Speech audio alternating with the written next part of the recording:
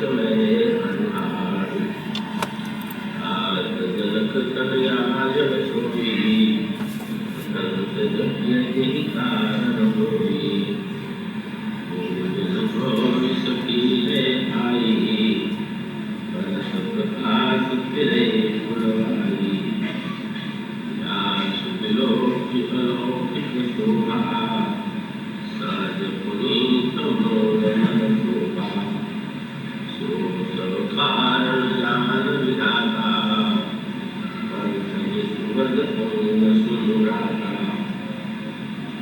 करम मन सिन कर सहज सुभाओ मन पंत भग धरई लगाओ अतिशय प्रतीति मन मेरी मेरी सफल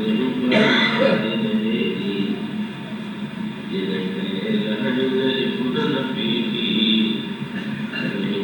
मणि पर अमन दीती लहन दिन के रानी बर तोरे जवानी भरत कही अंग संग मनस्य रूप भान मुख सरोज मकरंद छवि हृदय मधु परिभान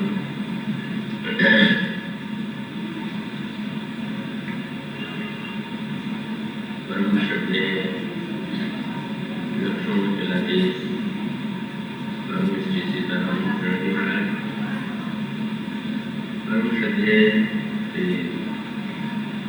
नृत्य गोपालदास जी महाराज और अन्य सभी उपस्थित संतों के चरण में मैं सादर नमन करता हूँ और आप सब जो उपस्थित शिववासी हैं या जो यहाँ दिव्य कुंभ में आने का सौभाग्य देने मिला है, वे भी वस्तुतः इस दिव्यपुरी में आकर के धन्य होकर बंदनी रूप में ही हमारे लिए पूज्य है। तो मैं सभी देवियों के चरणों में और आप सबके चरणों में नमन करता हूँ। अभी आपके सामने जो पंक्तियाँ पढ़ी गई उसमें श्रीमद राघवेंद्र प्रभु श्री किशोरी जी के दिव्य सौंदर्य का दर्शन कर रहे हैं। उनके साथ उनके प्रिय अनुज लक्ष्मण हैं। उस समय प्रभु ने श्री किशोरी जी के संबंध में जो उद्गार प्रकट किए वही इन पंक्तियों में गोस्वामी जी महाराज ने प्रस्तुत किया। प्रभु श्री लक्ष्मण से कहते हैं, प्रिय लक्ष्मण, यह वही जनक स्वतः जानकी है जिनके लिए धनुष यज्ञ हो रहा है, जो पार्वती जी का पूजन करने के लिए यहाँ आई हुई है और अपने प्रकाश के द्वारा सारी वाटिका को जो प्रकाशित कर रही है। और लक्ष्मण, आज मैं ऐसा अनुभव करता हूँ कि आज तक मेरे मन में कभी क्षोभ का उदय नहीं हुआ था, पर आज यही लगता है कि यह दिन में सौंदर्य देख करके मेरा मन क्षोभ युक्त हो गया। ब्रह्मा ही जानता होगा कि इसका कारण क्या है। मुझे तो अपने मन पर अतिशय विश्वास था, किंतु आज यह जो परिवर्तन है, इस परिवर्तन का क्या कारण हो सकता है, इससे मैं बता पाने में असमर्थ हूँ। और ऐसा कहते कहते प्रभु पुनः श्री किशोरी जी के मुख कमल के लिए भ्रमण बन करके उनके छवि सुधा का पान करने लगे। ये जो उस वाटिका का प्रसंग है तो उसमें कुछ ऐसी विलक्षणताएं हैं और इस संदर्भ में ये जो प्रभु का संभाल है उसी विलक्षणता की ओर संकेत करता है।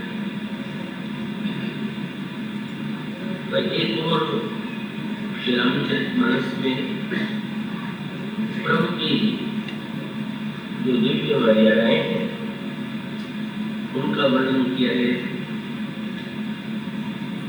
और वो आत्मोपांत प्रभु की जो विलक्षण मर्यादा है उसका परिचय आपको विभिन्न प्रसंगों में बार-बार प्राप्त होता है। ये जो एक विलक्षण प्रसंग है तो इसको अगर केवल बहिरंग दृष्टि से देखें, बहिरंग दृष्टि का तात्पर्य यह है कि जहाँ तक तात्विक सत्य का संबंध है, तात्विक दृष्टि का संबंध है, तो श्री किशोरी जी और प्रभु अभिन्न है। तो अभिन्न होते हुए भी जब श्री रामचरितमानस में संयोग और वियोग दोनों पक्षों का वर्णन किया गया, उस वाटिका जो है वो संयोग पक्ष है और अशोक वाटिका वियोग पक्ष है। तो अगर तात्विक दृष्टि से विचार करके देखें तो स्वयं अपने आप से तो किसी का न तो संयोग होता है और न तो वियोग होता है, किंतु संयोग और वियोग इसके संदर्भ में श्री रामचरितमानस में जो भक्ति पंक्ति लिखी गई उसको आपने पढ़ी ही होगी कि कबहू योग वियोग न जागे। जिनके चरित्र में न कभी संयोग होता है न तो वियोग होता है, उन प्रभु के चरित्र में जब दोनों ही लीलाओं का दर्शन प्रभु ने कराया तो उसके पीछे क्या उद्देश्य है, क्या तात्पर्य है, और जब इस दृष्टि से विचार करें तो यूँ कह सकते हैं ये जो प्रभु की विलक्षण लीला है ये अधिकारी भेद से इसके अनेक रूप और प्रत्येक अधिकारी जो कि एक विशेष संकेत आपको मनुष्य के प्रारंभ में ही प्राप्त होता है। जब गोस्वामी जी कहते हैं कि श्री रामचरितमानस में 4 घाट है तो उसका सांकेतिक तात्पर्य यह है कि यद्यपि सरोवर का जल जो है भले ही एक हो, किंतु एक सरोवर की प्रशंसा सुन करके यदि आप वहां पर जाए तो जाने वाले की दृष्टि भी अलग होती है। एक व्यक्ति यह सोच करके जाता है तो सुना है कि वह सरोवर जो है बड़ा ही सौंदर्य युक्त है, बड़े सुंदर कमल खिले हुए हैं, तो जरा उसकी उस शोभा का दर्शन करें। दूसरा व्यक्ति वह है जो सरोवर के जल में स्नान करने के लिए जाता है। तीसरा व्यक्ति वह है कि जो सरोवर के जल को पीने के लिए जाता है। चौथा व्यक्ति वह है जो कि तैरता हुआ उसकी गहराइयों में प्रविष्ट होना चाहता है। गोस्वामी जी का मनोअभिप्राय यह था कि आप किसी भी मनोवृत्ति की पूर्ण हो, आपको इस प्रभु के ये जो चरित्र का सरोवर है और इस सरोवर में जल भरा हुआ है और वो जल कौन सा है, तो इन संकेत सूत्रों में भी दिया गया राम सीय जस सलिल सुधासा। श्री किशोरी जी का और प्रभु का जो दिव्य यश है वही मानो अमृतमय जल। किंतु प्रत्येक व्यक्ति जब भगवान और श्री किशोरी जी के चरित्र की ओर देखता है तो वो अधिकारी भेद से उसको भिन्न भिन्न रूपों में उन लीलाओं का दर्शन होता है और उसको संक्षेप में सोच विस्तार में कह सकते हैं। स्नान करके स्नान का उद्देश्य ये तो होता है कि हमारे शरीर की जो मलिनता है वो मिट जाए, गंदगी मिट जाए, हमारा शरीर स्वच्छ हो जाए। उसका अभिप्राय कि जो लोग ये मानते हैं कि भाई संसार में व्यक्ति का चरित्र पवित्र होना चाहिए, चरित्र स्वच्छ होना चाहिए। अगर चरित्र निर्मल नहीं होगा तो फिर वो तो समाज सही अर्थों में निश्चित रूप से पतन के गर्भ में गिरेगा। तो जो लोग चरित्र की दृष्टि से, चरित्र निर्माण की दृष्टि से प्रभु के चरित्र का आनंद लेना चाहते हैं, वो सभी उनके लिए एक सूत्र देते हैं, उन्हें निमंत्रण देते हैं। यदि आप चाहते हैं तो आइए इस प्रभु और श्री किशोरी जी के चरित्र के जल में आप स्नान कीजिए। और उसका परिणाम क्या होगा? उनका लीला सगुन वो कहो बखानी सोई स्वच्छता करेगी मना। प्रभु और श्री जानकी जी के चरित्र की जो दिव्य लीला है, सगुन लीला जो है, तो वही मानो इस सरोवर के जल की स्वच्छता। इसका अभिप्राय है कि प्रभु के चरित्र में इतनी निर्मलता है, इतनी स्वच्छता है कि अगर व्यक्ति उस चरित्र को उस दृष्टि से पढ़ेगा, सुनेगा, हृदयंगम करेगा, उसका चरित्र जो है पवित्र हो जाएगा, निर्मल हो जाएगा, शुद्ध हो जाएगा। इनको अगर एक व्यक्ति उसका उद्देश्य स्नान न हो, उसकी दृष्टि में स्वच्छता का महत्व न हो, यद्यपि स्वच्छता है तो स्वच्छता को मिलना हमें संभाली, पर अगर एक व्यक्ति प्यासा है तो प्यासे व्यक्ति स्नान करने वाले की दृष्टि इस बात की ओर जाएगी कि इस सरोवर का जल स्वच्छ है, स्पष्ट है। अगर जल स्वयं मलिन होगा तो उसमें स्नान करने के बाद व्यक्ति का भी शरीर मलिन ही है।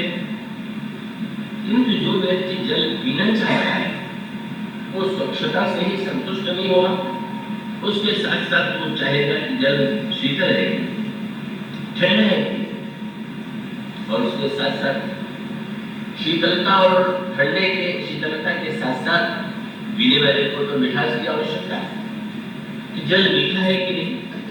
तो गोस्वामी जी निमंत्रण देते हैं, ये जो कर्म सिद्धांत के अनुगामी है वो चरित्र के स्वच्छता के लिए, चरित्र निर्माण के लिए श्री राम के चरित्र का अध्ययन करते हैं। पर भक्त जो है उनको प्यासे है, और वो भक्त जो प्यासा भक्त है तो उसके लिए गोस्वामी जी ने कहा कि भाई इस रामचरितमानस में जो प्रभु के चरित्र में जो प्रेम है, भक्ति है, प्रेम भगत जो वर्णन नहीं जाएगी, सोई मधुरता सुशीतलता है। तो इसमें प्रेम और भक्ति का मानो प्रेम की जहाँ पर का मधुरता है, भक्ति की जहाँ शीतलता है। अगर कोई व्यक्ति अपने प्यास को मिटाने के लिए व्यग्र हो तो आकर के प्रभु के इस दिव्य प्रेम भक्ति के द्वारा अपनी प्यास को मिटाए और व्यग्र हो जाए। और अगर कोई व्यक्ति तैराकी का प्रेमी हो, अगर उसको गहराई में डुबकी लगानी हो तो उसके लिए स्वच्छता तो चाहिए, शीतलता और मधुरता भी आवश्यक है, पर सबसे अधिक आवश्यक ये है कि उसमें गहराई है। और उसका अभिप्राय कि गहरा जल न हो, मान लीजिए थोड़ा सा जल बड़ा स्वच्छ है तो अब स्वच्छ जल में आप अपना वस्त्र धो लेंगे तो आपका वस्त्र स्वच्छ हो गया, पर जल है तो उससे मलिन हो जाएगा। तो सीमित जल है तो उसकी स्वच्छता, शीतलता और मधुरता भी जो है वो तो सीमित ही हो। तो जो गहराई में डुबकी लगाने के अभ्यस्त है, तो जो वेदांती है, जो ज्ञानी है, उनके लिए भी गोस्वामी जी कहते आइए फिर लाइए गहराई में डुबकी। क्या बोले? सगुण लीला में तो स्वच्छता है, शीतलता है और मधुरता है, पर सगुण लीला के पीछे जो अवगुण है बड़ी लक्षण बात श्री रामचरितमानस में कही। साधारणतया तो प्रचलित मान्यता ये है कि सगुण और साकार सरल है और निर्गुण कठिन है। वो भी अपने स्थान पर स्वयं भगवान का वाक्य है श्रीमद् भगवद गीता में, पर श्री रामचरितमानस में इसको एक दूसरे रूप में भी कहा गया और ये कहा गया कि नहीं, निर्गुण जो है वो स्वयं और सगुण जो है वो अत्यंत कठिन है। तो गोस्वामी जी जो कहते हैं जरा आपको क्या सुनाना है, आप सब तो सब रहस्य जानने ही वाले हैं, किंतु केवल स्मरण दिलाते हैं कि गोस्वामी जी ने कहा कि कठिनाई ये है कि निर्गुण में किसी दोष की संभावना ही नहीं है। जब निर्गुण के में कोई घटना नहीं है, कोई चरित्र नहीं है, कोई क्रिया नहीं है, कभी आलोचना तो आप तब किसी के कहते हैं जब उसका कोई चरित्र सामने हो, जब उसकी कोई क्रिया आपके सामने हो। तो निर्गुण में आकृति नहीं है तो आप सुंदरता की आलोचना नहीं कर सकते, तो सुंदर है तो सुंदर नहीं है। निर्गुण में क्रिया नहीं है तो आप क्रिया में दोष नहीं निकाल सकते। इसलिए गोस्वामी जी ने कहा कि निर्गुण के साथ तो समस्या है नहीं, पर सगुण के साथ समस्या है। मैं आशा करता हूँ आप पूरे कार्यक्रम से सुने हो क्या उनका निर्गुण रूप को सुलभ अर्थ पर सगुण में जाने को है। निर्गुण रूप तो अत्यंत सुलभ है पर सगुण कोई नहीं जाने। जो सूत्र ये है उस दोहे के शब्दों पर ध्यान दें। उन्होंने ये कहा कि अगुण तो केवल अगुण है, पर सगुण के साथ साथ अगुण भी रहेगा। वो शब्द दोहे का आपने जानते हो, गोस्वामी जी कहते हैं निर्गुण रूप सुलभ अति सगुण में जाने को, क्योंकि सगुण अगुण नाना चरित्र तो सुनी मुनि मन भ्रम हो। इस ब्रह्म की विलक्षणता है, इसमें चरित्र भी है, घटनाएं भी है और साथ साथ एक और उसके क्रिया में सगुण जो सगुणता की विलक्षणता है वो तो विद्यमान है और उस सगुण के पीछे वो अगुण बड़ा विलक्षण सा वाक्य कहा गया। सगुण के पीछे अगुण है का अभिप्राय ये है कि अगर ये गोस्वामी जी ने इसीलिए एक सूत्र दिया और वो यही सूत्र जो है श्री रामचरितमानस के रहस्य को हृदयंगम करने का एक आधार है। और ये है कि यद्यपि पीने वाले को जल की गहराई की कोई आवश्यकता नहीं, तो उसको तो तुरंत मधुरता और शीतलता चाहिए, और स्नान करने वाले को केवल जल की स्वच्छता चाहिए। पर जल जो है वो तो ये जानता है कि इसके साथ साथ उसको गहराई भी चाहिए। क्यों? अगर जल में गहराई नहीं होगी तो मधुरता और शीतलता और स्वच्छता जो है वो भी सीमित हो जाएगी। और इसलिए गोस्वामी जी ने कहा कि प्रभु का जो दिव्य सरोवर है चरित्र का, इसमें सगुण की मधुरता, सगुण की शीतलता और स्वच्छता है, पर सगुण की उस दिव्यता के साथ साथ अगुण की गहराई। रघुपति महिमा अगुण अगाधा वर्ण सोई वर बारी अगाधा। ये जो प्रभु का जो दिव्य सगुण तत्व है उसके पीछे जो अगुण का रहस्य है, वही अगुण जो है उसको अनंत के रूप में प्रस्तुत करता है। और यही संकेत मानव प्रभु के चरित्र में है।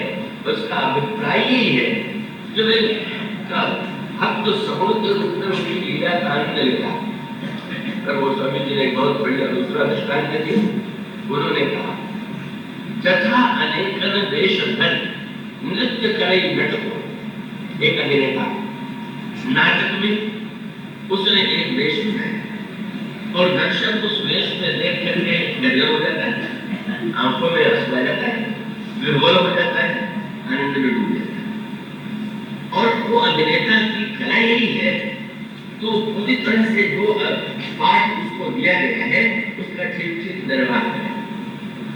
किंतु एक बात तो उसमें आपने जल दिया होगा, मेरा चाहिए।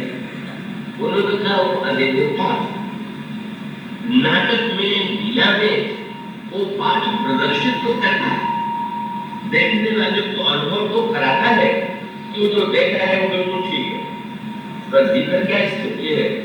वो स्वामी जी कहते हैं यथा अनेक वेश नृत्य करे नृत्य कोई सोई सोई भाव दिखावे, पर आप न होए न सोए।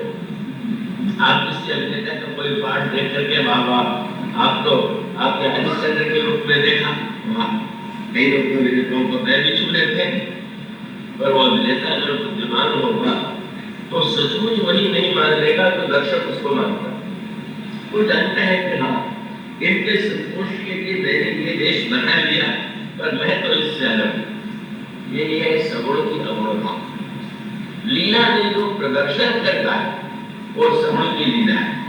मैं आप तो हो ही सो और स्वयं जो है उससे जो भिन्न है वही उसकी अवरोधा। इस तरह से ये जो श्री रामचरित मानस का वर्णन है उसका लक्षण यही है, उसमें अवरता की गहराई है, सगुण की स्वच्छता है, मधुरता है, शीतलता है, और मानो ज्ञानी भक्त कर्मी होगी प्रत्येक व्यक्ति जो है प्रभु के इस अनंत अनंत चरित्र में से जो कुछ लेना चाहे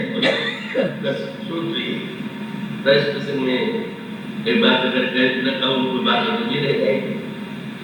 वो स्वामी जी से पूछा गया, 3 घाटों की बात तो आपने बता दिया, और वो एक दृष्टि वो साहित्य के दृष्टि से पढ़ते हैं तो कहते हैं वो स्वामी जी बहुत बड़े महाकवि हैं, तो वो तो सरोवर की शोभा वाले हैं, न उनको डूबना है, न पीना है, न तैरना है, वो तो दूर खड़े खड़े देखते हैं क्या बढ़िया प्रेम है, क्या बढ़िया कमल है।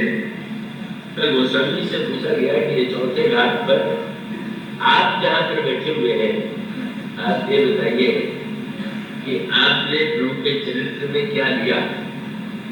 अब उनकी गहराई आपने आनंद लिया कि सगुण के स्वच्छता का आनंद लिया कि भक्त की मधुरता और शीतलता का आनंद लिया?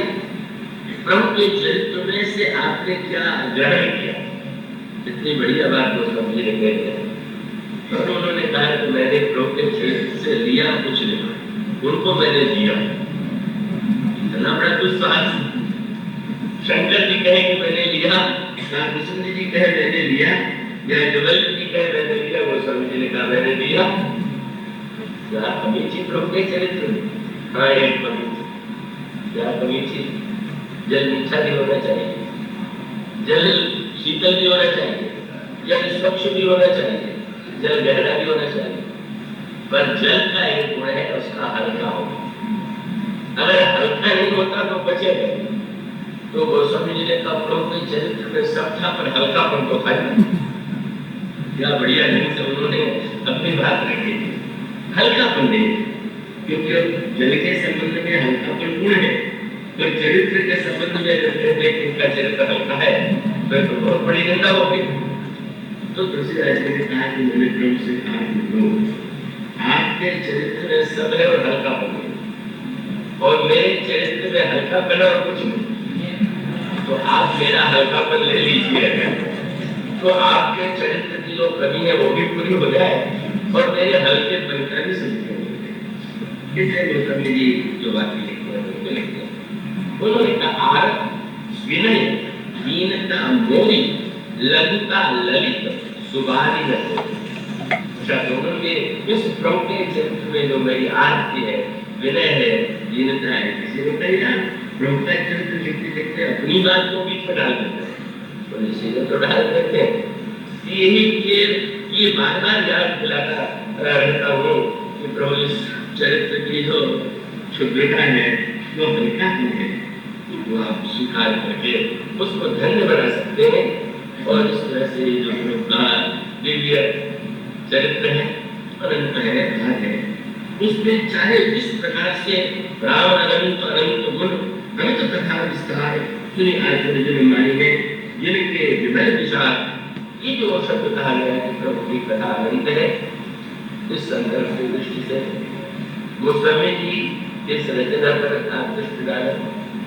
ये जो सुभाषिका का दिव्य प्रसंग है, इसमें ज्ञानियों के लिए, भक्तों के लिए, अथवा जो चरित्र को अपना लक्ष्य मानते हैं उनके लिए, और अथवा जो गोस्वामी जी के सिद्धांत अपने को अत्यंत दीनहीन, अपने आप को अत्यंत तुच्छ मानते हैं, इस चरित्र में, इस लीला में प्रत्येक व्यक्ति जो है अपने अधिकार के अनुकूल समझ।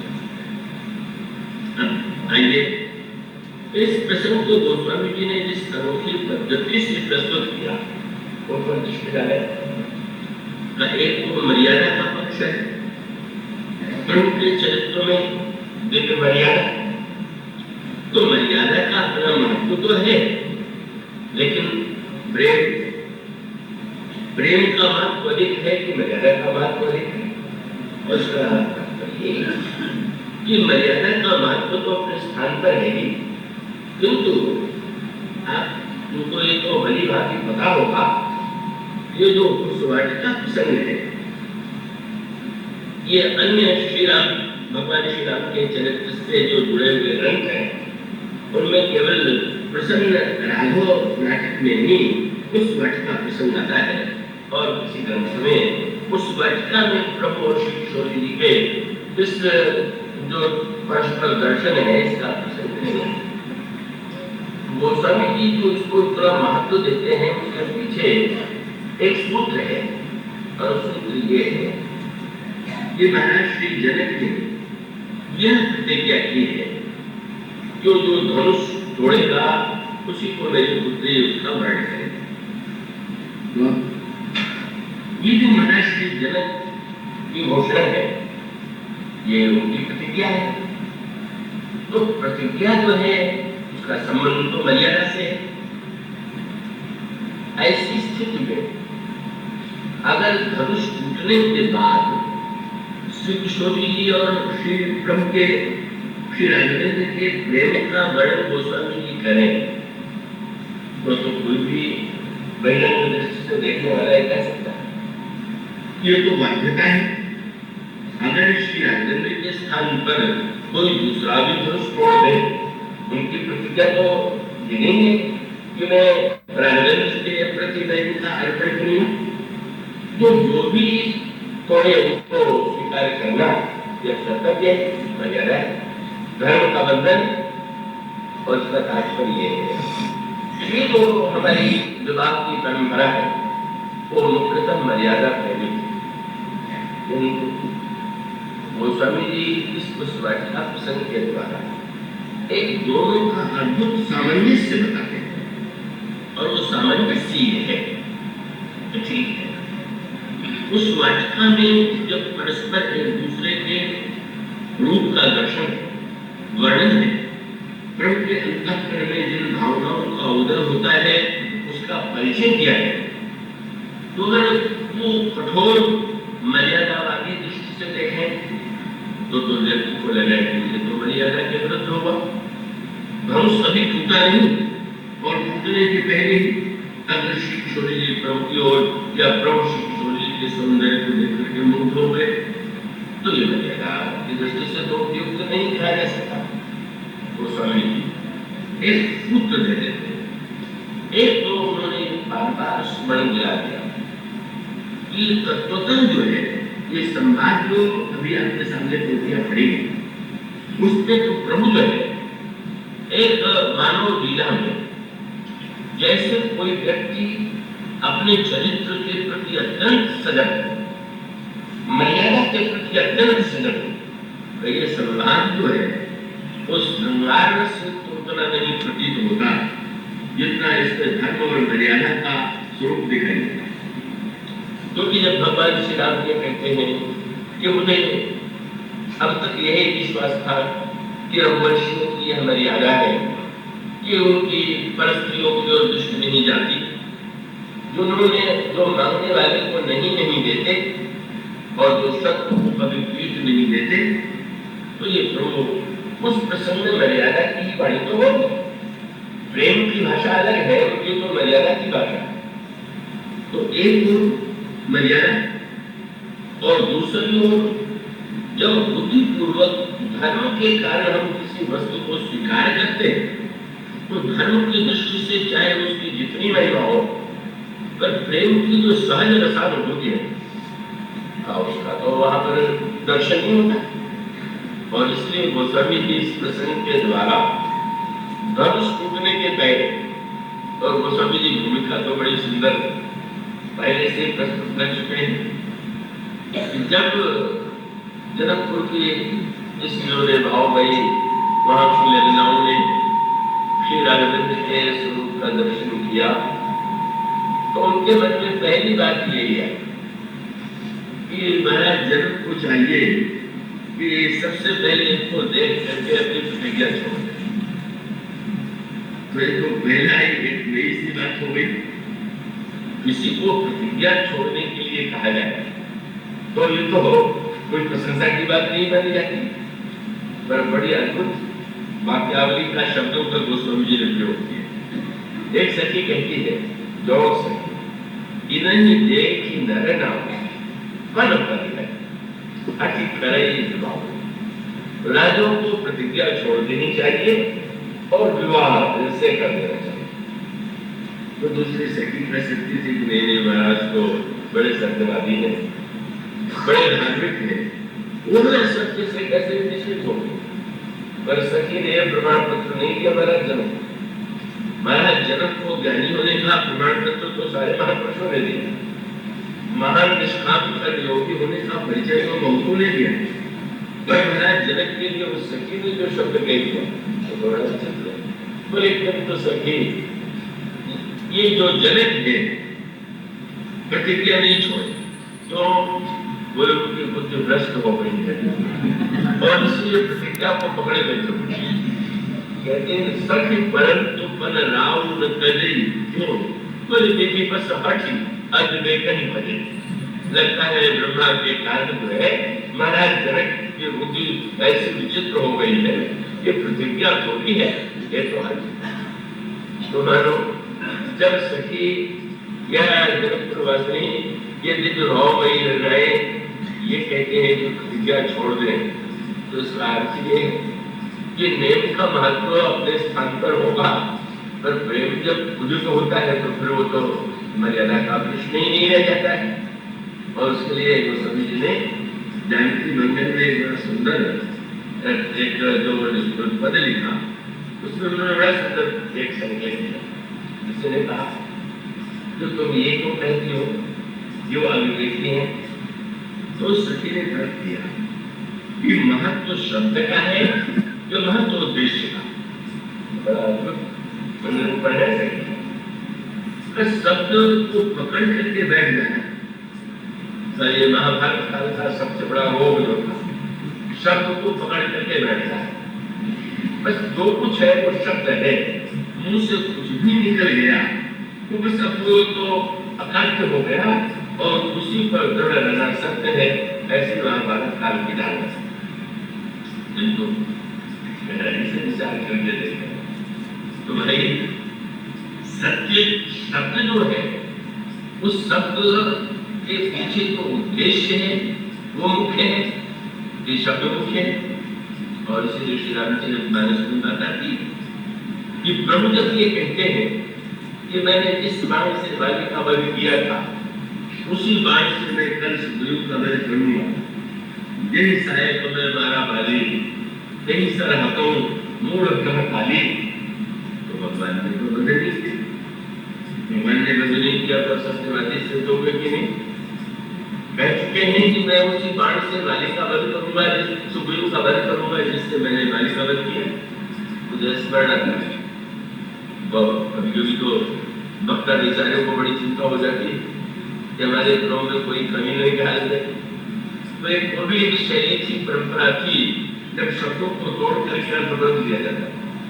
तो बहुत पहले के आगे मैंने कहा कि ब्रह्म ने कहा ही नहीं था कि मैं सुग्रीव का वध करूं। उन्होंने कहा प्रभु ने तो ये कहा था कि जिस बाण से मैंने बाली का वध किया उस बाण से अगर मैं सुग्रीव को मार डालूं तो मूढ़ काली लोग मुझे कल मूर्ख कहेंगे, जिससे नहीं मारूं। तो वक्ता को भी संतोष हो जाता था कि हमारे प्रभु सत्यवादी सिद्ध है, और श्रोता भी चमत्कृत हो जाता है कि चलो भाई प्रभु का सत्य तो बच गया, इस ब्रह्म में नहीं है। हमारे प्रभु का जो सत्य है उस उद्देश्य सत्य, और सोचते सत्य का अभिप्राय ये है, आप जो दृष्टांत दे कि किसी के शरीर में फोड़ा हो जाए और वो डॉक्टर के पास जाए और डॉक्टर निर्णय करे कि हम कल दोबारा ऑपरेशन करेंगे शल्य चिकित्सा के द्वारा, रात को फोड़ा उठ गया, ठीक हो गया। डॉक्टर ने देखा तो कहा कि फोड़ा तो ठीक हो गया है, पर सत्य की रक्षा के लिए तो मुझे ऑपरेशन करने होगा। तो आप उस डॉक्टर को सत्यवादी मान के पूजा करेंगे? वाह वाह, कितना महान डॉक्टर मिला, कितना बड़ा सत्यवादी है। उस डॉक्टर के पास भी कोई नहीं जाए। प्रभु का तो अभिप्राय ये है, जिस उद्देश्य से वो सुप्रीम के वर्ग की बात कह रहे हैं, अगर वो पूरा हो गया, इसलिए जो ही प्रभु ने कहा तो श्री लक्ष्मण जी तो बड़े सजग हैं। ऐसा नहीं मान लिया कि सचमुच यही करने जा रहे, क्योंकि एक शब्द उन्होंने पकड़ लिया, प्रभु ने कह दिया सही से रहते वो मूर्ख साली कल मालूम, बस समझ गए कल शब्द जो है ये सब कुछ इसी के पीछे प्रभु ने अपनी भावना को छुपा दिया। और बहुत बढ़िया सूत्र है, जब क्रोध आवे तो उसको कल पर जरूर कर, क्रोध रखने पर तत्काल उसकी प्रतिक्रिया अगर जीवन में आ गई तो क्रोध आना कर, और कल पर डाल दीजिए अच्छा तो इस पर विचार करेंगे, कल देखेंगे। तो कल शब्द तो प्रभु ने अपना अद्भुत शब्द कार्य की और उसका सीधा साधा यही था। उद्देश्य की दृष्टि से लक्ष्मण जी समझ गए तो आपको कष्ट करेंगे, कल पर क्यों टाला जाए, आप आज्ञा दे दीजिए, मैं जाकर के बंद कर देता हूँ, आपको कष्ट भी नहीं करना पड़ेगा। प्रभु मुस्कुराए और कहने लगे कि नहीं, कोई उद्देश्यवादी सब बड़ बना सुग्रीव को मारने की बात थोड़ी बन गई। डर के मारे वो मेरी शरण में आया और बालिक का वध से डर छूट गया तो मुझे भूल गया, तो उसके लिए तो डरा देने इसकी मृत्यु है। अब कई लोग तो बेचारे डर के मारे और मरे हो जाते, तो बस तुम जाओ उसको डरा दो। और श्री लक्ष्मण जी जब मुस्कुरा करके चले तो हाथ पकड़ करके कह दिया, याद रखना जितना डरपोक है उतने भगोड़ा, तो ऐसा न डराना कि नहीं भाग जाए, ऐसा डराना कि इधर ही आवे। तब अनुजय समझावा रघुपति करुणा शिव है दिखाई ले आओ।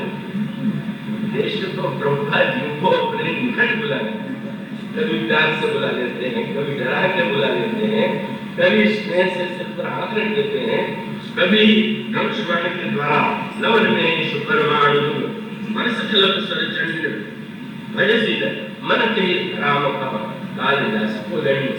इस तरह से वस्तुतः शब्द सत्य है ऐसा नहीं है, शब्द के पीछे तात्पर्य। तो जनकपुर के भाव में सखी ने यही कहा कि अगर विवेकी होंगे तो शब्द के पीछे चक्कर करना छोड़ देंगे, और अगर होंगे तो शब्द को पकड़ के बैठ जाएंगे। क्या सखी ने जो दृष्टांत दिए वो सभी उपमा देते हैं। किसी व्यक्ति ने सुना कि सुमेरु पर्वत पर कितना सोना है तो उसको तोला नहीं जा सकता, और उसने निर्णय किया कि कल हम सुमेरु पर्वत की यात्रा करेंगे और वहां से मनमाना सोना ले आते। जब वो प्रातः काल चलने लगा उसी समय एक महात्मा आ गए और उनके पास था पारस पत्थर। उन्होंने कहा कि भाई ये पारस पत्थर ले लो, तुम सुमेरु पर्वत की यात्रा क्यों करते हो? तो सखी पूछती है कि अगर वो व्यक्ति कहे कि मैं तो कह चुका कि कल सुमेरु पर जाऊंगा और जाने लगे तो क्या वो बुद्धिमान कहे जाने योग्य? पारस मिल गया, सुमेरु पर्वत पर जाएगा भी तो सोना कितना ठोकेगा, और पारस मिल गया तो चाहे कितना लोहा छुड़ा करके सोना बना लिया। तो महाराज जनक जो है वो बर पाना चाहते हैं श्री किशोरी जी के लिए, और इसके लिए उन्होंने प्रतिज्ञा का सुमेरु पर्वत, ये प्रतिज्ञा की धनुष तोड़ने वाले को व्यक्ति कन्या दूंगा वो सुमेरु पर्वत। लेकिन वो सभी पूछती है, वो सभी कहती जाती मंगल में पारस जो घर मिले तो सुमेर की जाए क्या बोले विश्वामित्र जैसा सब जब राम के रूप में पारस को लेके आ गया तो उसके बाद वो प्रतिज्ञा पकड़े बैठे रहे तो राष्ट्रपति नहीं कहते हैं 12 सत्य वचन सुच सम्मान। शास्त्रों ने सत्य की चाहे जितनी प्रशंसा की पर वो मैं उस सत्य को तुम्हारे ऊपर निछावर कर वही श्री कृष्ण बाबा जी ने क्या दी थी जिन पुत्रों का जन्म होगा देवकी गर्भ के गर्भ से मैं उन्हें दे दूंगा। मैं इसको ये वचन भी दिया और प्रतिज्ञा एक सीमा तक पूरी की पर जब श्री कृष्ण का जन्म होगा तब तो सत्यवादी सिद्ध नहीं हुआ। तब तो उन्होंने कंस को बताया भी नहीं चुपचाप छिपा करके ले गए। तो किसी ने वसुदेव जी से कहा कि आज तो बड़े सत्यवादी थे पर अंत में आपने सत्य छोड़ ही दिया। तो उन्होंने यही कहा कि बालक का जब जन्म होता है तो बालक के लिए निछावर किया है तो मैं कारागार में था तो मेरे कोई पास और कोई वस्तु तो थी जीवन में सत्य ही था मैंने उसी को निछावर करके बस डाल दिया। और वही वो समझ कहते हैं भाड़ो सत्य वचन सुधि सम्मत चाहते हैं तुरंत चलो तुम्हारा जिस सत्य के कारण आपसे योग होता है वो सत्य को निछावर करके बस हो गया। बहुत सत्य का पालन किया तो एक और तो भाव रस का वो दिव्य साम्राज्य जहाँ पर सखियां ये कहती हैं क्या है प्रतिज्ञा छोड़े इसको। तो गोस्वामी जी तो दोनों का निर्वाह एक साथ करना चाहते हैं बड़ा कठिन कार्य है पर गोस्वामी जी ने इसका बड़ा एक पवित्रपूर्ण भावनात्मक संकेत दिया। उन्होंने एक समुद्र मंथन का जो संकेत दिया वो अपने सबने उसे पढ़ा बड़ा और बड़ा इसमें रहस्यपूर्ण संकेत गोस्वामी के तो श्री किशोर जी के सौंदर्य के लिए उपमा ढूंढी जाने लगी। तो हमारे श्रीमद राघवेंद्र प्रभु ने श्री रामचंद्र ने तो एक बात से घर करके सरलता से छुट्टी मांगी। उस वाटिका में जब उन्होंने सौंदर्य देखा तो कवि तो उपमा के माध्यम से ही अपनी बात रखता है। तो आप तो स्वयं आपसे बढ़कर कवि कौन होगा आप भी कोई उपमा दीजिए। तो प्रभु ने कहा मैं कहाँ से उपमा जो मेरे सब उपमा कवि रहे खाली तो कई पचतरण विदेह कुमारी देवता की पूजा में देवी की पूजा में शुद्ध वस्तु को ही अर्पित किया जाता है पर इन कवियों ने सारी उपमाओं को झूठा कर दिया। और प्रभु ने शब्द सुना यही प्रतितरो विदेह कुमारी बोले देह कुमारियों को जो उपमा दे दी गई अब विदेह कुमारी को उपमा कैसे तो प्रभु तो कवियों के माथे दोष लगा के अलग। अब गोस्वामी जी को तो कवियों की ओर से थोड़ी सफाई देनी थी तब तो उन्होंने एक नई रचना किया। अच्छा भाई तो संसार में अगर कोई उपमा देने योग्य नहीं है तो चलिए ऊपर चले उपलोकों में जो दे दी जाए सरस्वती जी की श्री किशोरी जी के सौंदर्य के संदर्भ में।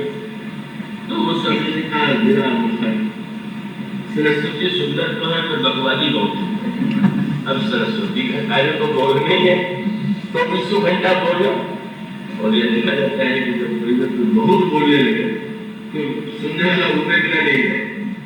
कुछ देर तो बात अच्छी लगेगी मगर सरस्वती की उपमा लेना तो इतनी मुखर है और किशोर जी के शब्द रचना और मौन के माध्यम से वो जितना कह देती है वो तो वाणी के माध्यम से कोई क्या कहेगा।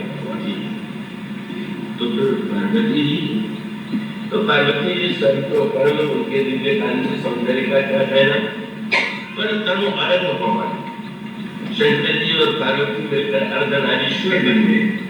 तो आधा शरीर है तो चाहे जितना सौंदर्य हो तो रति राम की पत्नी को उसकी उपमा को नहीं देते तो उनका रति अति दुखित अतंग पति जाने रति स्वयं तो सुंदरी है पर पति के वियोग में निरंतर दुखी रहती है। तो फिर अंत में व्यक्ति ने कहा तो महालक्ष्मी ने कैसे दोष? तो कभी तो कोई पद्धति में कहा गया हाँ लक्ष्मी की में सौंदर्य तो अद्वितीय है, पर उनके भाई बहन बड़े बुरे हैं। जहाँ जाती है वो भाई बहन को लेकर चली जाती है। और बोले गिरा मुखर तनु अर्धवाणी रति रति दुखित अतनु पति जानी विश्व बागुनी बंधु प्रिय देवी तो करिए रमा समिति में बैठे उनमें दोष लो, पर एक और विश्व के रूप में भाई, वाल्मीकि के रूप में बहन जहाँ जाती है व्यक्ति उन्मत्त होता है, मृत्यु की दिशा में बढ़ता है। तब उन्होंने कहा अच्छा अब एक नई लक्ष्मी का प्राकट्य हो, और तब मैं उनकी उपमा श्री किशोर जी के सौंदर्य से अब वो जो उन्होंने रचना की, अब उस पर तो आज जितना चिंतन कीजिए, जितना डूब सके उतना ही लक्षण है। वहां पर एक तो सौंदर्य का सूक्ष्म से सूक्ष्म शब्द संकेत कहा गया। तो सब ये कहते हैं समुद्र का मंथन हुआ, उसमें लक्ष्मी प्रकट हो गई। तो पहले तो समुद्र चाहिए, और वो समुद्र कौन सा है? तो समुद्र जो छवि सुधा अगर छवि का अमृतमय समुद्र, तो एक सूत्र अमृतमय समुद्र का अभिप्राय है कि एक ओर देखें तो समुद्र जो है खारा है, और दूसरी ओर देखें तो ये कहा जाता है कि समुद्र में से विश्व भी निकला है। तो आपको समुद्र चाहिए कि जिस समुद्र में अमृतत्व को छोड़ करके मार्ग को विश्व है बनाओ। कृपया इस पर दृष्टि डालें। और ये कि संसार में ये तीन क्रम है, वो स्वामी जी कहते हैं शोभा, रूप और छवि। ये तीन शब्द को स्वामी जी अंतरंग रूप में कहते हैं। शोभा एक बहिरंग, रूप उससे अंतरंग, और छवि जो है उसका अंतरंग। करत बतकहि अंजसन मनस्य रूप लुभान मुख सरोज मकरंद छवि करत मधुपति उपान। बहिरंग रूप से जैसे किसी को देखा तो बड़ी सुंदर शोभा, तो केवल का दर्शन हुआ, आभूषण कैसा है, वस्त्र कैसा है, कुल मिलाकर के शोभा के रूप। और आगे बढ़ करके देखा तो रूप दिखाई पड़ा। रूप जो है उसका दर्शन किया, तो रूप के बाद रूप और शोभा का दर्शन तो कोई भी कर सकता है। कमल की गोस्वामी जी ने बड़ी सुंदर तुलना की। कमल मानो, कमल में एक शोभा है, कमल में एक रूप है, और कमल में एक छवि है। या उसको गोस्वामी जी ने कहा सोई पराग मकरंद सुवासा। कमल में सुवास है, कमल में पराग है, और कमल में मकरंद है। सुवास का अनुभव आप सरोवर के किनारे जाकर खड़े हो जाए तो सुगंध का अनुभव है आपको दूर से। तो सुगंध का अनुभव तो दूर से किया गया, ये शोभा का संकेत। और उसके पश्चात आपने देखा होगा कमल की कणिका में पीला पीला सा वो जो भाग दिखाई देता है, वो आप उंगली से छुएंगे तो आपकी उंगली में थोड़ा सा पीलापन लग जाएगा, ये पराग है। तो सुवास का अनुभव तो दूर से भी किया जा सकता है। पराग के लिए तो पास जाना पड़ेगा, पर उस पराग के पीछे जो कमल में रस है, मकरंद है, उसे तो व्यक्ति न तो आंख से देख सकता है, और न तो व्यक्ति छू करके उसका अनुभव कर सकता है। उसका अनुभव केवल रस हमारे ही ले सकता है। और उसका अभिप्राय ये है शोभा देखना और बात, रूप देख लेने तक की बात तो और है, पर ये जो छवि है, ये छवि जो है, इसलिए गोस्वामी जी ने कहा प्रभु ने जब श्री किशोर जी के तो उस दिव्य रूप को देखा तो वही भ्रमर बन गए। और गोस्वामी जी करत बतकहि अनुजसन मनुष्य रूप, पहले सुभाषित का प्रयोग किया जा सुयोग या रोग शोभा, और करत बतकहि अनुजसन मनुष्य रूप लुभाए। और बाद में पहुंच गए छवि तक। कैसे? मुख सरोज, मकरंद छवि करत मधुपरि मधुबन करके ही उस दिव्य रस का साथ स्वागत किया जा सकता है। तो गोस्वामी जी जिन नई लक्ष्मी का सृजन करना चाहते हैं उनके लोग कहते हैं कि छवि कई अमृत में समुद्र, मैंने सारतम रूप में भी ऐसा प्रतिबिंब समुद्र हो कि उसमें खारापन न हो, जिसमें मृत्यु न हो, ऐसा जो छवि सुधा वयोने देखो। समुद्र मंथन में एक समस्या है, मंदराचल पर्वत को मथन बनाया। मंदराचल पर्वत को जब समुद्र में डाला गया तो मंदराचल पर्वत को बहुत भारी वो नीचे की ओर धंसने लगा और धंसने लगा। वो समुद्र में पृथ्वी में अगर गड़ जाएगा तो फिर मथानी के रूप में उसका प्रयोग कैसे होगा।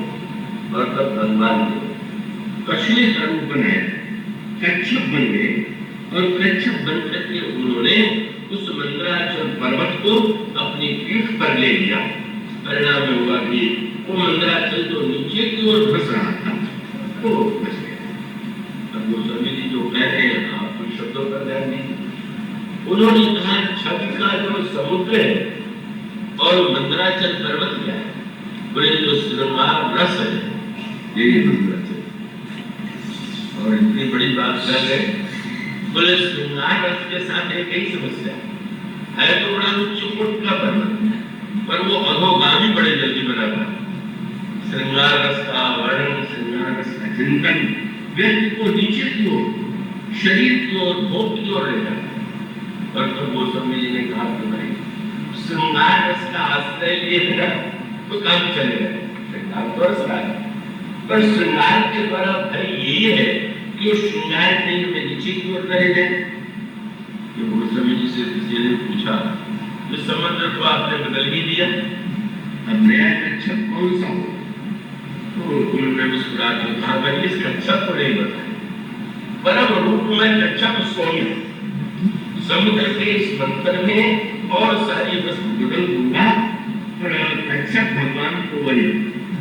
उसका अभिप्राय यह है कि भगवान को छोड़कर उनसे बड़ा तो कोई दिव्य आश्रय हो ही नहीं सकता।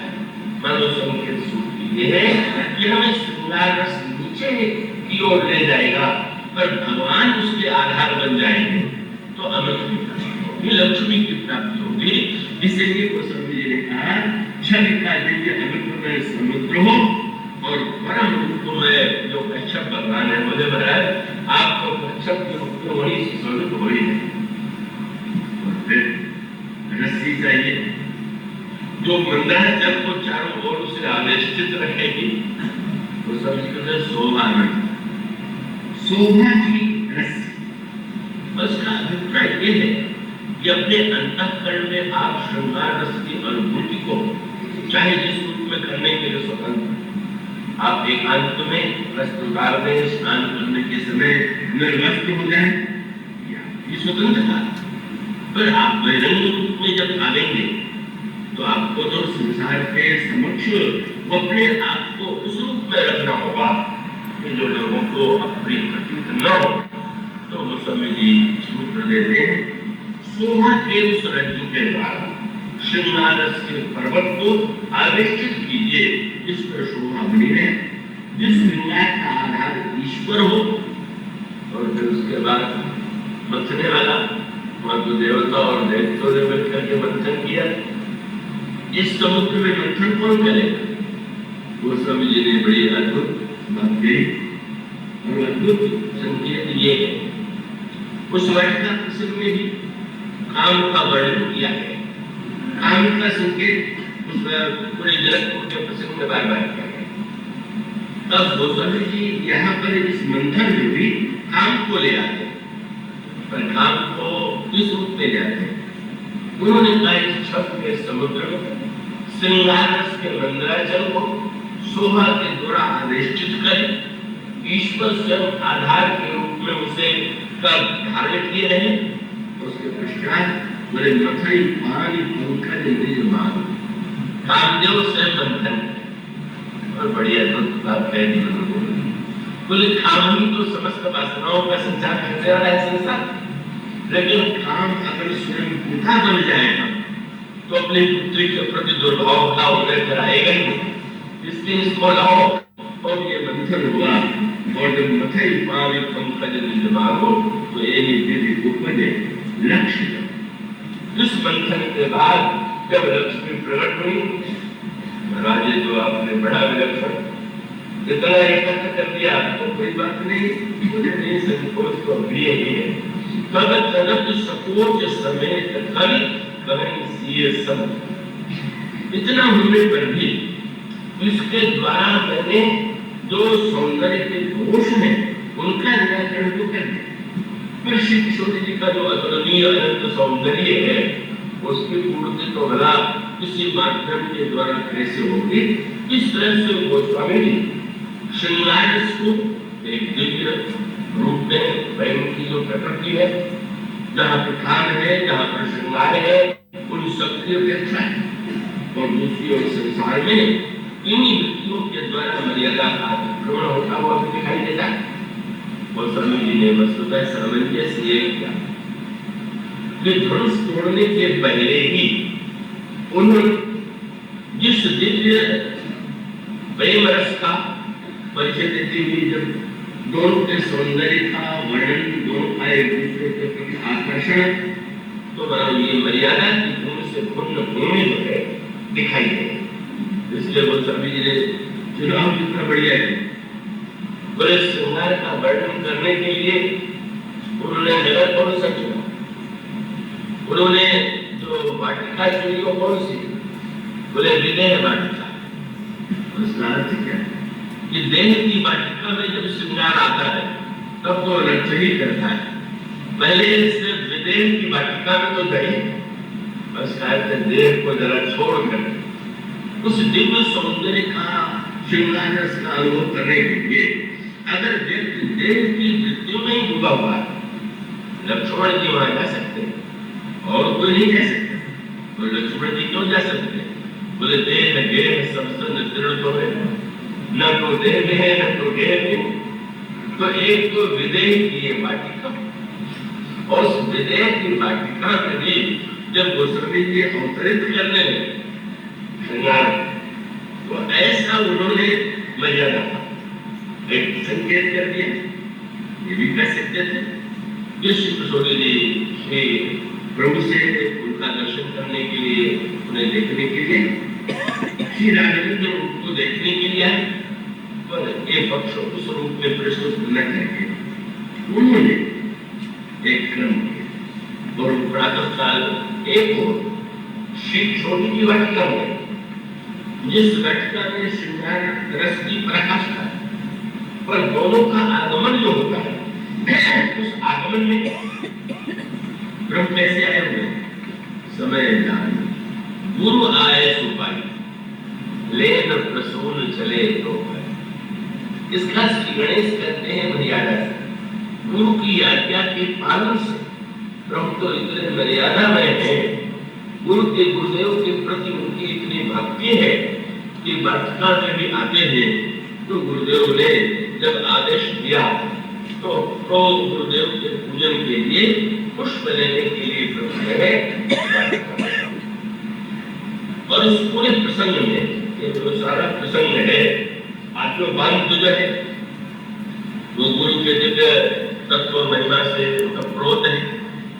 क्या विश्वामित्र जी के आदेश से ही वे तारका खबर कहते हैं, विश्वामित्र के आदेश से ही वे नारी स्वभाव आदि पर प्रहार करते हैं, विश्वामित्र जी के आदेश से ही अल्लाह का उद्धार करते हैं।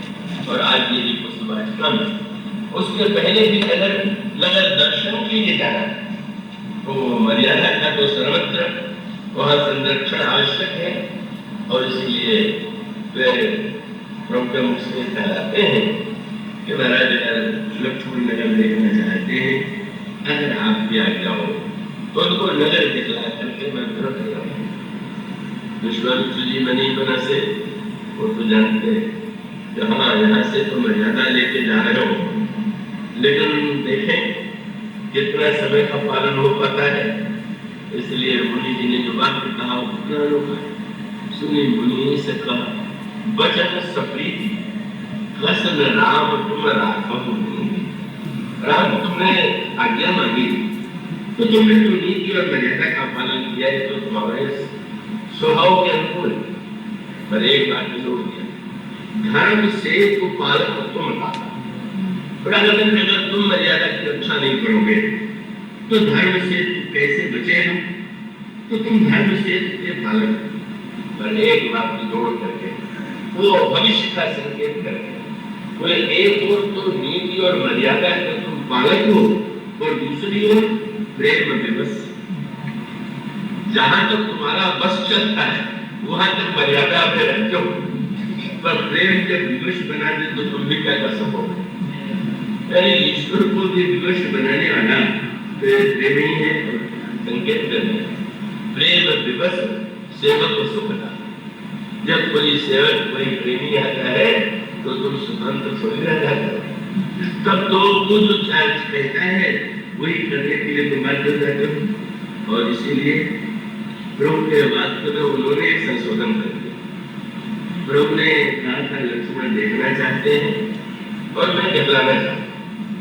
नगर देखा, मुझे ये बात जोड़ दिया ना, ये देखें और तुम इनको दिखा, और तुम दिखाओगे तो तुम्हें दिखाने वाला भी तो कोई चाहिए। और तब कह दिया कि जाए देख जाओ नगर, सुख निधान दो भाई, परम सुखद सबके हैं, सुंदर बदन दिखा। और वही हुआ, प्रभु गए तो गए तो लक्ष्मण जी गुरु जी से कह चुके थे दिखलाना है, तो राम दिखावे अनुजन रचन कहीं मृदु मधुर मनोहर बचन, बड़े प्रेम से ये देखो तो दिखला दिया। पर अगला वक्त को समझिए, अब वो दूसरा विषय हुआ। बालकों ने उनसे कहा कि आपने तो इनको दिखला दिया, अब आपको हम जैसे दिखलावे वैसे आप देखिए। ईश्वर की दृष्टि से देखना एक बात है, और ये जो बालक है तो प्रभु के भाव रस में भरे हुए हैं, वो प्रभु का हाथ पकड़ करके उन्होंने क्या किया? बोले पूर्व बालक कहीं कहीं मृदु वचन साधन प्रभु ही दिखावनी वचन। ये देखिए एक अलग विषय। अब भगवान की दृष्टि से जब व्यक्ति देखता है तो व्यक्ति जो है बंधन से मुक्त हो जाता है, और जब भक्तों की दृष्टि से भगवान देखते हैं तो भगवान जो है वो बन जाते हैं। जब देख चुके तो प्रभु तो शील और संकोच के आधार है। वो तो एक बार हमारे प्रभु को कोई प्रणाम भी कर दे तो वो समझी कहते कृपा कृतज्ञ दयालु सकुचत सकृत प्रणाम किए थे। एक बार कोई प्रणाम करते तो प्रभु संकोच में गड़ जाते हैं, इससे मुझे प्रणाम किया, इसके बदले में मैं क्या दूं? अब बालकों ने जब दिखलाया तो प्रभु कहने लगे कि आप लोगों ने तो इतना कष्ट करके इतना ही दिखाया, अब बताइए। बालकों ने कहा जहां हम कहें वहां चलिए। प्रभु गुरु जी से कहा है नगर दिखाई तुरंत ले जाऊं, तुरंत लाऊंगा। अब बालक जब एक एक बालक अपने घरों में ले जाने लगा तो बड़ी समस्या है। गोस्वामी जी का निज रुचि सब लेनी पड़ा। क्या हो गया? तुरंत शब्द कहां भूल गया, याद नहीं था। वो बालक बड़े चतुर है। लक्ष्मण जी ने प्रभु से कहा, अपने गुरु जी से कहा तुरंत दिखाओ। तो बालकों ने कहा कि हम तो गुरु जी की आज्ञा का पूरी तरह पालन आपसे करा है। क्या बोले? अगर आपके नगर को बाहर ही बाहर देख लिया और भीतर से देखे नहीं तो क्या देखेंगे? तो बाहर से तो आप देखेंगे, जब घरों में चलिएगा दोनों भीतर से देखिएगा और वही तो देखना पूरा होगा। तो ये कहा निज निज रुचि सब लेनी बुलाई सहित स्नेह जानी दो भाई। अब जब जनकपुर के एक घर में जाने लगे वो शब्द में जिसमें मैं लौट आऊंगा, सुमित्रा से लौट करके आऊंगा, वो तो स्मृति रही नहीं। हाँ, जब वहां से चलने लगे तो फिर वो मर्यादा का जो स्मरण है, लक्ष्मण मैंने तो कहा था आऊंगा, और जब गए तो बस हाथ जोड़े गुरु जी के सामने खड़े हो गए, जैसे कोई अपराध हो गया हो, मुस्कुराए। वो तो पहले से जानते थे कि सुन मणि से कहा वचन से प्रीति कथन राम राघव नीति और प्रेम रस से सुख गाता। वो सोने का समय तब इस समय सप्रेम विनीत आदि सब कुछ सहित दो भाई गुरु पद पंकज नाई सिर बैठे आए सुभाई। मनो एक और प्रेम का दिव्य रस जहाँ पर बालक तो प्रभु को अपनी इच्छा के अनुकूल चलाते हैं, जहाँ इच्छा होती है वहाँ ले जाते हैं, और दूसरे ओर प्रभु की अपनी मर्यादा। तो मानो लो कह लीजिए कि जैसे कोई रत्न हो और खुले में रख दिया जाए तो चोरी जाने का डर, और अगर उसको किसी मंजूषा में किसी पेटी में अच्छी तरह से बंद कर दिया तो चोरी जाने का डर।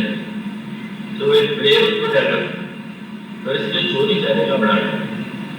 प्रेम रत्न जब बाहर रहा, उस प्रेम को जिसने जिन पाया वस्तु को जिन चले छुपाए, तब प्रेम को प्रेम रत्न को छिपाने योग्य है, और छिपाने योग्य है। तो गोस्वामी जी ने मानो ये कहा कि हाँ, उस वाटिका में प्रेम रत्न का दर्शन तो होगा, पर जब तक वो मर्यादा की मंजूषा में बंद नहीं रहेगा तब तक सुरक्षित नहीं रहेगा। तो मानो मर्यादा मंजूषा, आदि में मर्यादा, अंत में मर्यादा, और मध्य में जो ये दिव्य प्रेम रस, अद्भुत अलौकिक दिव्य प्रेम रस है, इसका वर्णन आपको पढ़ने को मिलता है। इतनी मर्यादा है इस समय ज्ञान गुरु आय सुपाई, या अपने अंतर्यामित्व से अलग हो, गुरुदेव के पूजन के लिए, पुष्प लेने के लिए स्वयं जाना, कितनी गुरुदेव के प्रति भक्ति है, कितनी प्रीति है, कितनी श्रद्धा है, और गुरुदेव जाने का आदेश देते हैं। और उसके पश्चात अंत में प्रसंग की समाप्ति के बाद यहाँ पर गोस्वामी जी पुनः समापन जो करते हैं, पुनः गुरुदेव के पास ही जाते हैं। गुरुदेव मानो रत्न है तो मंजूषा है, मर्यादा और धर्म की मंजूषा, और इसलिए सांकेतिक अर्थों में यूं कहे कि प्रभु तो पुष्प लेने के लिए गए। सांकेतिक भाषा, अशोक वाटिका में हनुमान जी महाराज गए तो फल लेने के लिए, और उस वाटिका में प्रभु गए तो फूल लेने के लिए। इसलिए गोस्वामी जी क्रम को उलट दिया। नियम के पहले पत्र, फिर पुष्प, फिर फल। पर जब वाटिका में गोस्वामी जी वर्णन करने लगे तो आप पढ़ते ही कि भूप बाल वर देखो जाई, जहाँ बसंत ऋतु रही लुभाई, लागे विटक मनोहर नाना, बरन बरन बर बेबी बिताना, नव पल्लव फल सुमन सुहाय। नए नए पत्ते हैं, फल है और सुमन। इसलिए गोस्वामी जी से का क्रम बदल गया था, पहले फल और बाद में पुष्प की, पहले पुष्प और बाद में आपने पहले फल का वर्णन किया और उसके पश्चात आप पुष्प का नाम दे रहे हैं। गोस्वामी जी ने कहा कि अगर प्रभु फल लेने के लिए आते तो मैं फल को महत्व देता, पर प्रभु तो सुमन लेने के लिए आए, इसलिए इसका तो मानो फल का भी जो परम फल है ये सुमन है, और इसलिए सुमन ही, और वो तो प्रभु को प्रेमी है। संसार में व्यक्ति फलाकांक्षी है, पर प्रभु तो उनको तो और कुछ नहीं चाहिए, उनको तो मन ही चाहिए। मन को ही एकत्र करना, मन को ही अपने आप में लीन कर लेना, मन को ले लेना ही उनका स्वभाव है। आज प्रभु सुमन को लेने के लिए ही इस वाटिका में पधारे हुए, और उस वाटिका में फिर वही मर्यादा के क्रम का पालन दिखाई दे रहा है। जो जैसी चुकाई ऊंची मालीगण, मालियों से आज्ञा देना कि अगर आप आज्ञा दे तो हम वाटिका का फूल चुन लें, वही मर्यादा था।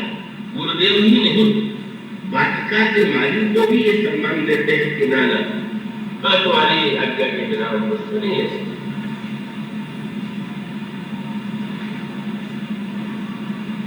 तो एक और ये मर्यादा का पक्ष, और फिर उसके बाद जब लौट करके आते हैं तो वो दोनों सूत्र बड़े महत्व के। श्रृंगार रस की चर्चा न तो बड़ों से की जाती है और न तो छोटों से। प्रभु ने दोनों की लीला किया। श्रृंगार रस के पहले ही कार्य की जब उन्होंने सृष्टि किया तो छोटे भाई को सुनाया, और उस वाटिका से लौट करके आए तो गुरु जी को सुनाने लगे। तो दोनों ने कहा राम कहा सब कौन से कहा, और जब कह चुके तो मुस्कुराए विश्वामित्र जी, तो तुम पुष्प लेने तो गए थे, तुम्हारे मन में तो फलाकांक्षा नहीं है, लेकिन मैं तो फल दूंगा। क्यों? फिर सुफल मनोरथ हो तुम्हारे, राम लक्ष्मण सुन भय सुखारे। तो एक और आदि में मर्यादा, अंत में मर्यादा, और शिव किशोरी जी भी क्यों आई हुई है? वो समझे रहते अवसर सीता आई, गिरिजा पूजन जननी घटा, वे भी आई हुई है माता सुनैना की आज्ञा से पार्वती जी का पूजन करने के लिए। और पार्वती जी का पूजन करने आई इसका अभिप्राय है अत्यंत शिवमयी, माँ की आज्ञा के बिना तो कहीं अंदर की जाने की इच्छा उनमें उत्पन्न होती है। और वो वहां पर भी आदि में भी पार्वती पूजन, फिर अंत में भी पार्वती पूजन। और इस मर्यादा के दिव्य मंजूषा में जिस अद्भुत श्रृंगार का वर्णन जो अद्भुत है, अब उसका जितना जो अधिकारी हो, जो मर्यादा और चरित्र की दृष्टि से उसका आनंद लेना चाहे तो वो अनुभव कर सकते हैं कि जो जितने कैसी मर्यादा में निरंतर सीधा रहते हैं, कैसे प्रभु जो है मर्यादा का अतिक्रमण नहीं करते, कैसे किशोरी जी अपने आप को पिता के प्रति वशीभूत मान करके मर्यादा के पालन के लिए अपन को उपस्थान, वो चरित्र और मर्यादा का पक्ष है।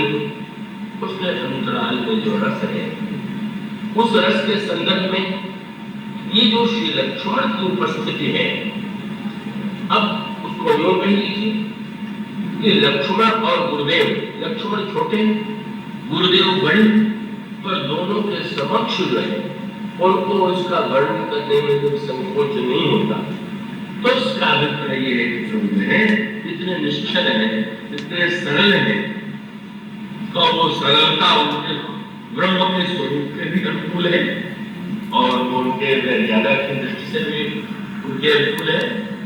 श्री किशोरी जी को गोस्वामी जी ने सरल की उपाधि नहीं दिया, यहाँ पर वो दूसरी प्रक्रिया चल रही है।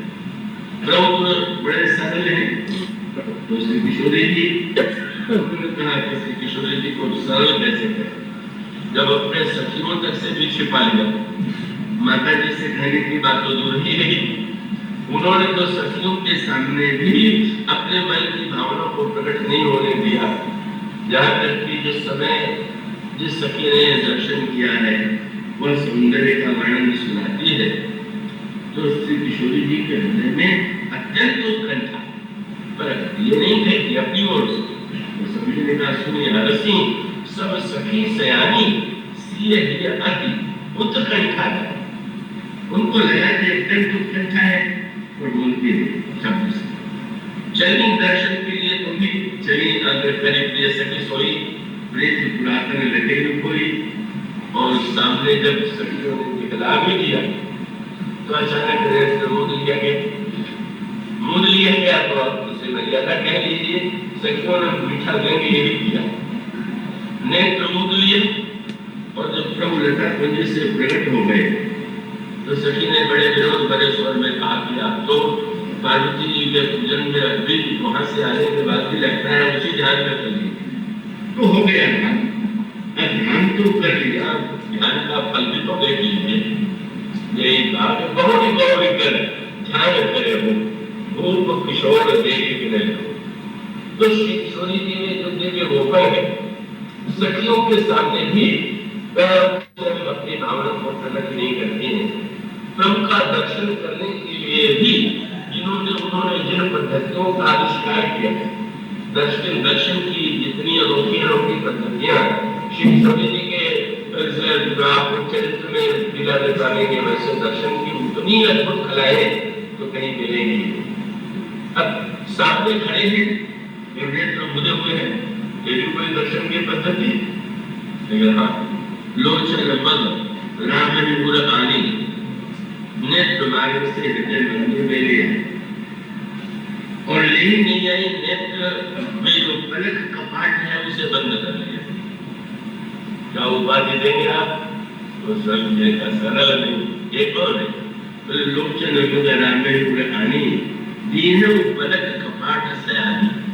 प्रभु अगर सरल है तो श्री किशोरी जी से प्रभु में अगर प्रकट करना उनका स्वभाव है और उसका अभिप्राय है कि भाई वो ठीक है अपने स्थान पर उनकी मर्यादा और सरलता के अनुकूल, पर रस की जो स्थिति है उसमें तो गोपन जो है उसका आंतरिक जो रस है, इसलिए गोस्वामी जी जहाँ पर दर्शन होता है पर सम्भाषण नहीं होता, एक दूसरे से परिचय नहीं होता, पर ये तो बहिरंग मर्यादा और अंतरंग में क्या हो रहा है?